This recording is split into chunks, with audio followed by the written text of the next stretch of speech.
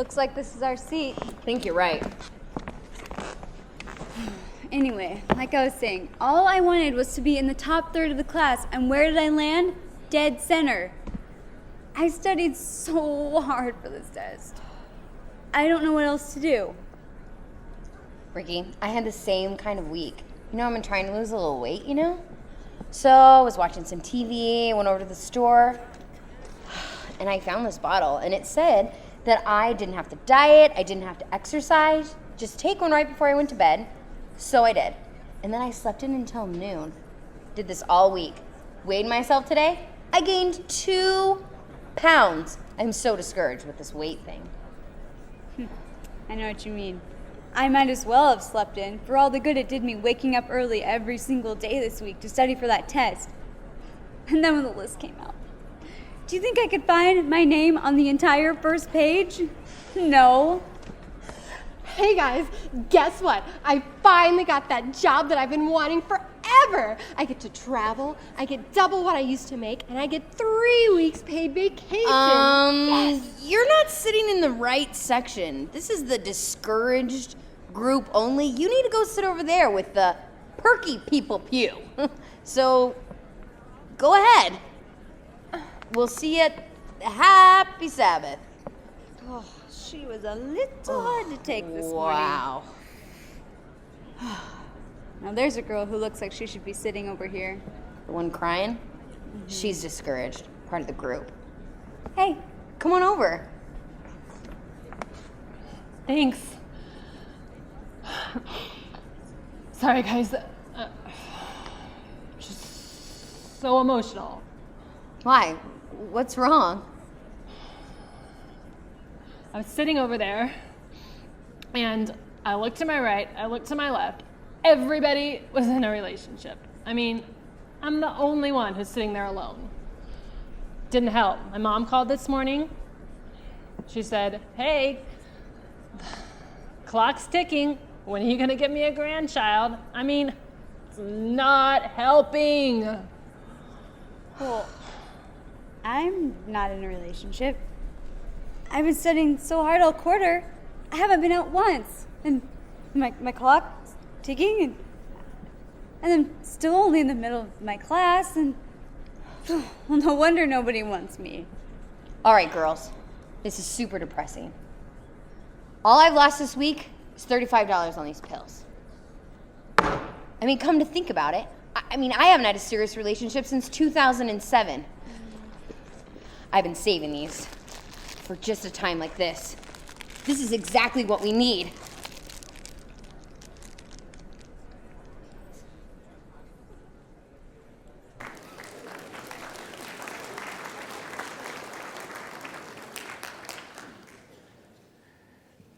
There's a word for that experience.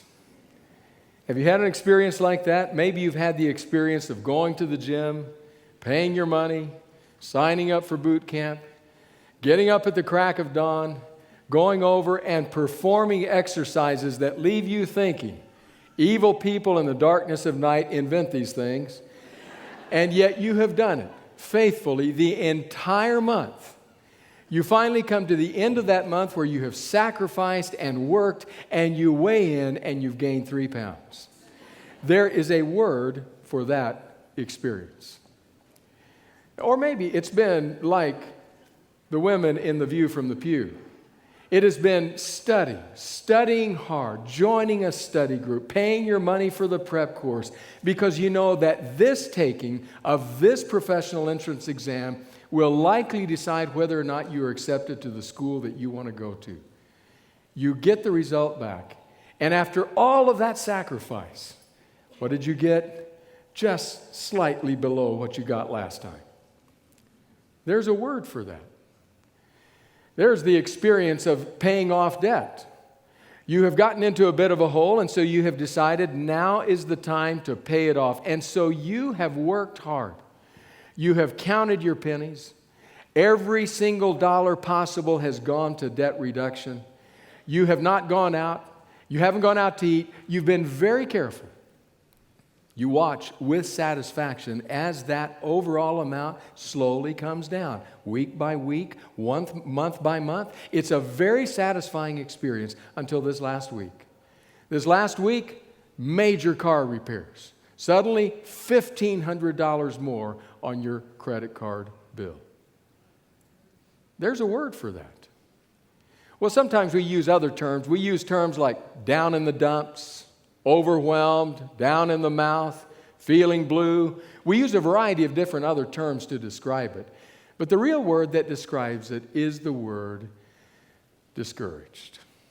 I'm just discouraged. The wind has gone out of my sails. I'm dead in the water. There is no impetus to move forward. I don't enjoy getting up in the morning, certainly don't enjoy going to work, but I'm not all that excited even when I come home. I'm just discouraged. And different things can cause discouragement to creep into our lives and make itself at home. Sometimes it might be the fact that you have been praying for a loved one and praying for them for a very long time. Yet at least from the naked human eye, you can detect not one bit of difference in their attitude or their person.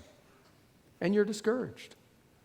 Other times, maybe it comes because you've been going through the journey of grief. You keep putting one foot in front of the other in the hopes that maybe one day, this week, this month, this year, it'll get better. But the waves just keep knocking you down, and you're discouraged. Or maybe it comes from a situation at work. You and a colleague who don't do well together. You've tried, you've bent this way and flexed that way, tried to do your best to make sure you connect well. Nothing is improving, and you are discouraged. If it happens that when you entered the worship service this morning, you felt discouraged, then I just want to say 3 simple things to you. 3 simple things based on Hebrews, the 12th chapter. Hebrews chapter 12, almost to the end of Scripture. 1795 is the page in your pew Bible. Or if you're reaching for a phone or a tablet, look for today's New International Version. Hebrews. We come to the end of our series today, a series entitled Dangers, Toils, and Snares. It has been our purpose in this series to look at those obstructions, those obstacles, those sins in our Christian life that knock us down and keep us from progressing down the road of faith. And today, in the last of our series, we turn to Hebrews 12 to look at this issue of discouragement. If you came to worship today discouraged, I want to say just 3 simple things, 3 simple truths to you. The first one is this. If you feel discouraged this morning, I want you to know that others have been there before you, and by the grace of God, they have come through it. Hebrews 12, we begin reading with verse 1. The writer says, "Therefore, since we are surrounded by such a great cloud of witnesses, let us throw off everything that hinders and the sin that so easily entangles. And let us run with perseverance the race marked out for us, fixing our eyes on Jesus, the pioneer and perfecter of our faith. For the joy set before him, he endured the cross, scorning its shame, and sat down at the right hand of the throne of God." Others have been there before you, and by the grace of God, they have come through. I have a question for you this morning, and I wonder if there is anyone who can answer this question with a yes. If you would be willing to actually raise your hand. Raise your hand and keep it up for just a moment. I'm curious, how many of you here today have ever run a marathon? Raise your hands. Hold them up just a minute. Right over here, we've got a couple. Right over here, a couple more. In the back, right down here, over here. Okay, I want you to know, right in the back, I want you to notice these hands. Because you may want to check with them after the service to see if what I'm about to tell you is correct or not. I've never run a marathon, but I've read about one. Does that count? I've never run a marathon, so what I'm going to tell you is based on the experience of others. I want you to have a picture in your mind as we talk about this of an Olympic stadium. The stadium is filled with spectators, and they are all there waiting in eager anticipation. There are no athletes on the field, not right now, because they're out running the marathon. But they've been watching the clock, and right about now, they should begin to appear. So everybody is focused, watching that entrance to see who the first ones will be to come. And suddenly, there they are. Now understand, and this is the part that I have never experienced, that the athletes who come in will have made it through what runners apparently call the wall. As I read about it, people hit the wall at some point in the running of a marathon. Some I've read say about mile 16, 17, I hit the wall. Others say, for me, it wasn't until 21, 22, somewhere along in there. I know when I've run, I usually hit the wall about the second block. But they say it's much later in the race that they hit the wall. And they describe it in different ways. One person I read this last week described it this way. When I hit the wall running that marathon, it was almost as though I threw an anchor out behind me. And it caught, and suddenly I just couldn't go any further. I had to drag this along with me. But I fought through it, and I finally made it over the wall. Well, you'll have to ask the runners about that. But if it's true, then as we sit in the stands and those first runners come through the entrance onto the course, they have to run one final lap and then the finish line. They will have made it over the wall. But I'm also going to guess that about that time, the juice is almost gone. The gas tank is almost empty. There just isn't much left. But when they enter that stadium, what happens? The stadium erupts in cheers and whistles and shouts of encouragement. I'm going to guess that if I'm that runner and I have that one lap left to go, that cheering will be like a jolt of adrenaline, telling me, you can do it. That's the imagery of this first two verses of Hebrews 12. The writer is saying, as we are running the race of life, taking this journey with Jesus, we are surrounded by what the writer calls a great cloud of witnesses. They're cheering. They're telling us, you can do it. Now, my question is, who is in that crowd? Who happens to be up there in the stands? Well, that's an easy question to answer because that imagery is drawn from the previous chapter, Hebrews chapter 11, where one person of faith after another is listed as being part of that great cloud of witnesses. So I ask, who is in the stands? Well, if you stop and look up there, you'll see Joseph. Joseph is in the stands. Joseph, who was beat up by his brothers, thrown into the pit, sold into slavery. Joseph, who was bought as a slave in Egypt, who was falsely accused and wound up in an Egyptian prison. Joseph, who had multiplied opportunities for profound discouragement. Joseph is there in the stand, and he's cheering you on. Abraham is up there. Abraham, the one to whom God said, come, follow me. Where am I going? I'll tell you later. And then who spent year after year of his life wandering here, wandering there, in a tent over there, always wondering, where do I belong? And along the way, God keeps telling him, you're going to have a multitude of descendants. And Abraham keeps saying, well, I don't mean to be disrespectful, but don't you have to have one child? It'll come later, but it'll come. Years, decades of reasons for discouragement. And Abraham is there, and he's in a box seat. Moses is there. Moses, who didn't get to enter his life's career until he was 40 years old, and as soon as he entered his life career, he made a royal mess of it and became a fugitive. He's there. Spent 40 more years wandering around after sheep in a wilderness. Entered finally on the most important work of his life at 80 years old, only to spend 40 more years trying to lead a stiff-necked, stubborn, murmuring group of people, and then died short of the promise. He's there, front row. All kinds of reasons for discouragement, and he's cheering you on. Now, it's curious to me that when we read this text, it says we are surrounded by a great cloud of not spectators. It says we are surrounded by a great cloud of witnesses. And I want to ask the writer, what do you mean, witnesses? Why did you choose that word? And I think the answer is very simple. The writer would tell us, you are surrounded by a great crowd of people who are witnesses to the fact that others have gone through this before you. And by the grace of God, they have made it through. Witnesses. So if you came in to worship this morning, carrying a heavy burden, discouraged, I just want to share 3 simple truths from Hebrews. First one, others have been through it before you.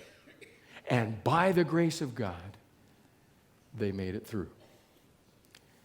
But I want to share a second reality with you from Hebrews 12. And this one is, Jesus has been through far worse, and He will bring you through. Let's go back. Now we're going to read verses 3 and 4. But before we read verse 3, I want to remind you, the end of verse 2 set the stage by talking about the cross of Christ, which was the profound and dark experience through which Jesus passed. With that looming in the background, we now pick up in verse 3. The writer says, consider Him, that is Jesus, consider Him who endured such opposition from sinners, so that you will not grow weary and lose heart. In your struggle against sin, you have not yet resisted to the point of shedding your blood. Jesus has been through far worse, and He will bring you through. I wonder, do you suppose Jesus was ever tempted to quit? Ever tempted to give up? Ever tempted to say, this is just not working? Was that a temptation to Him? Did He ever hear the whisperings in His ear, whisperings that said, just let it go? They hate you. They're never going to follow you. They're never going to get it. Just quit. Get discouraged and walk away. Do you suppose He ever faced that temptation?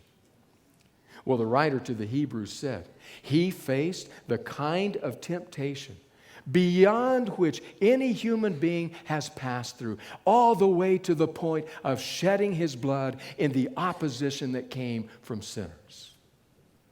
As I was reading that this week, the thought struck me, there are certain things, certain statements that you never want to hear from certain people. Have you ever thought about that? Maybe, for example, you have decided that you're going to climb Mount Whitney. You're going to the summit.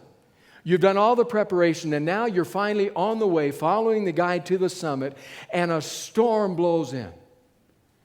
The one statement you do not want to hear from your guide is to look at that storm and say, wow, I have never seen anything this bad. You don't want to hear that. The statement you don't want to hear from your doctor. While she is performing under local anesthetic, that surgical procedure, you do not want to hear her say, whoa, I've never seen that before.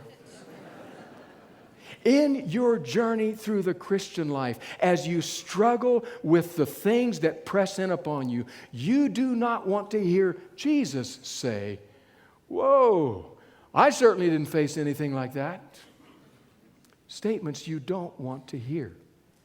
And yet, according to the writer of Hebrews, you will not hear that from Jesus, because Jesus descended to the very depths, has been through the darkest, blackest night, has looked death in the face and defeated death. Therefore, when He looks into your face, discouraged friend, this morning, He can say to you, I have seen it all. I have been through much worse, and I will bring you through. I can remember as a teenage kid flying with my father. One of the hats my father wore during that era of our lives was the hat of a mission pilot, a bush pilot. Did a lot of bush flying in the Sierra Madre Mountains of Mexico. Some very dangerous landing strips, very broken terrain. I still remember the experience of, on occasion, being with my dad in that small plane as he would come around the mountain and would be aiming for that landing strip. And I'd be in the back seat looking out the window thinking, we're landing on that? I can remember flying with my father, flying south from Texas into Mexico and encountering a storm and those great thunder clouds looming up in front of us. It looked utterly frightening to me. Do you know what I did? At those moments, at those times where I felt fearful, I can still remember to this day, I always turned and I looked at my dad's face. I wanted to see what was on his face. I wanted to see what was in his eyes. Because what was there told me how much trouble we were in. Time and again, I looked at my father's face and I didn't see fright and fear. Whew. I kind of heaved a sigh of relief and thought, Dad has seen worse. We're going to make it through this. If you walked into church discouraged this morning, that's what Jesus offers you. He says, come to me, you who are weary and burdened down. Take a look at my life. Take a look at my character. Take a look at my eyes.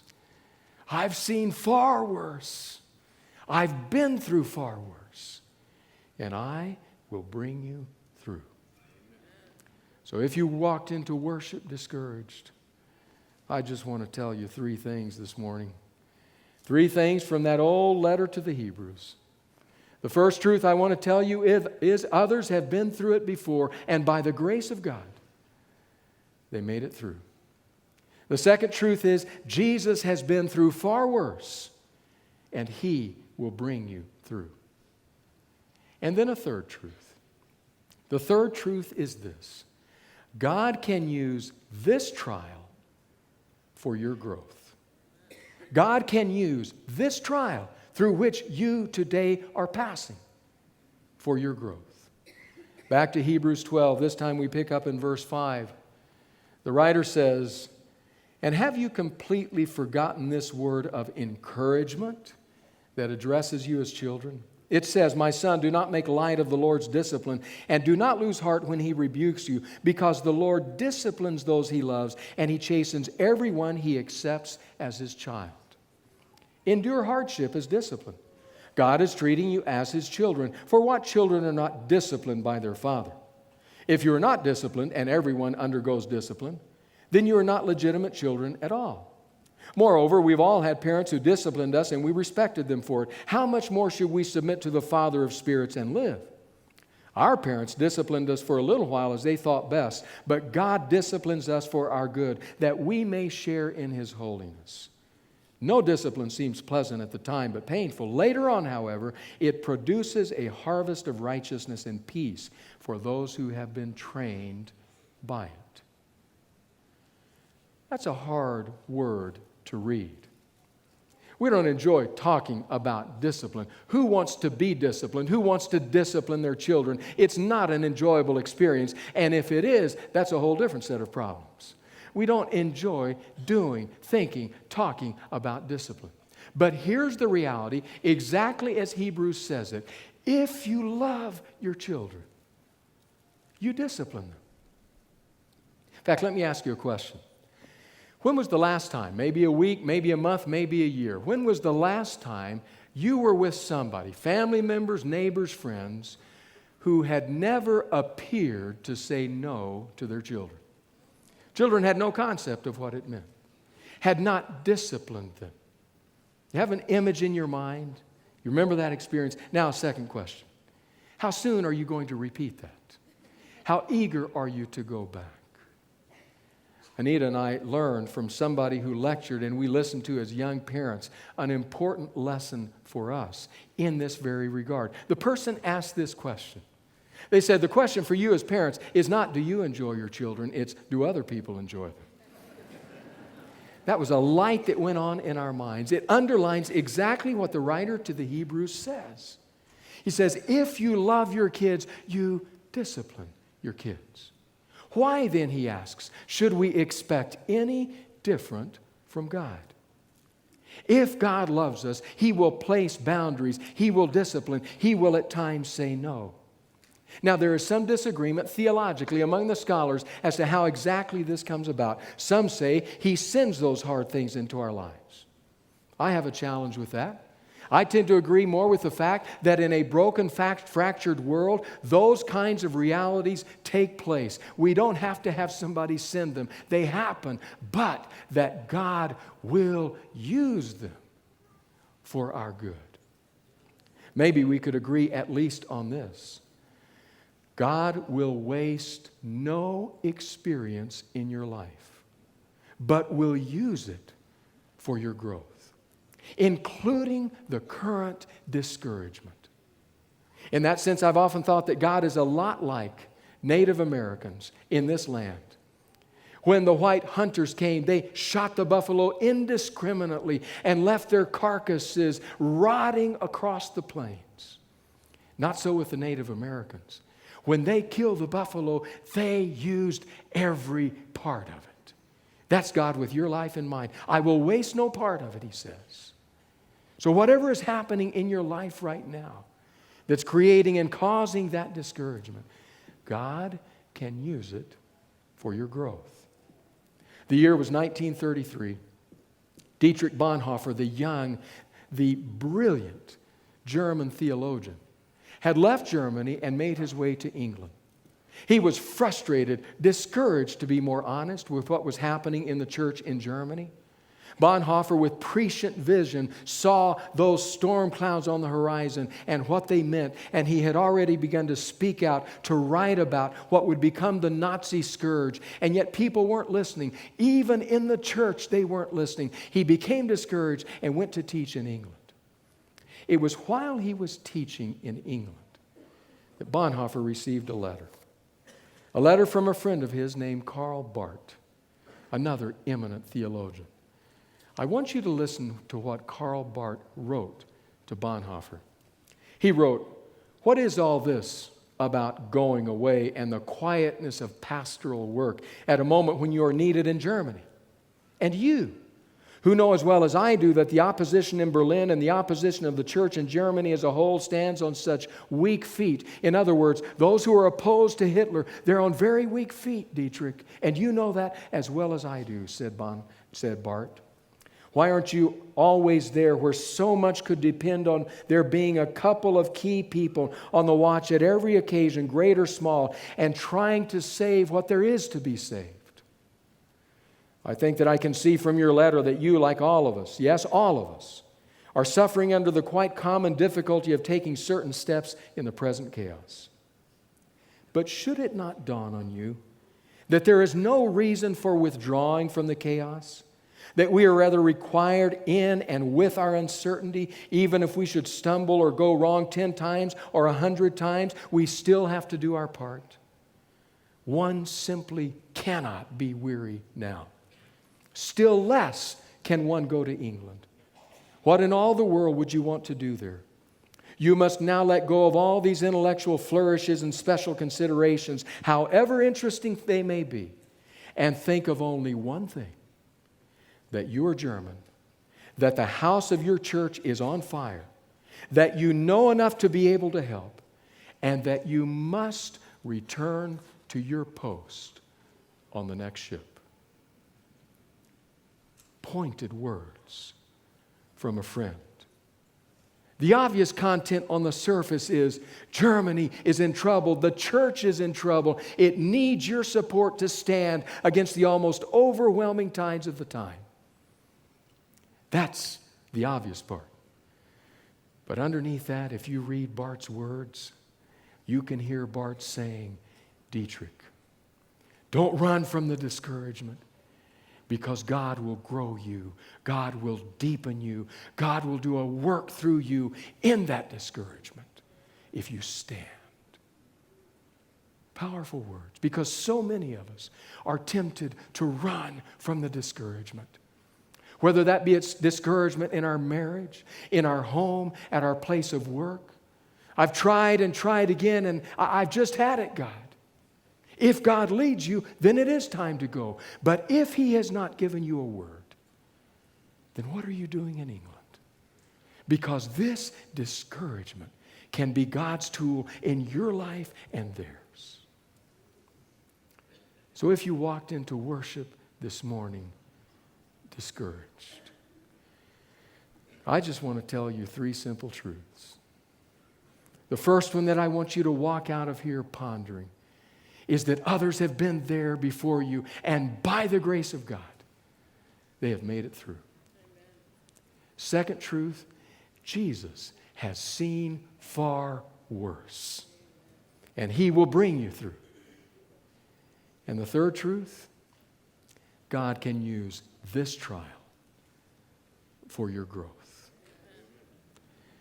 So, why should I feel discouraged? Why should the shadows fall? Why should my heart be lonely and yearn for heaven and home?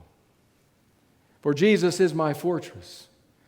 My constant friend is He. His eye is on the sparrow, and I know He's watching me.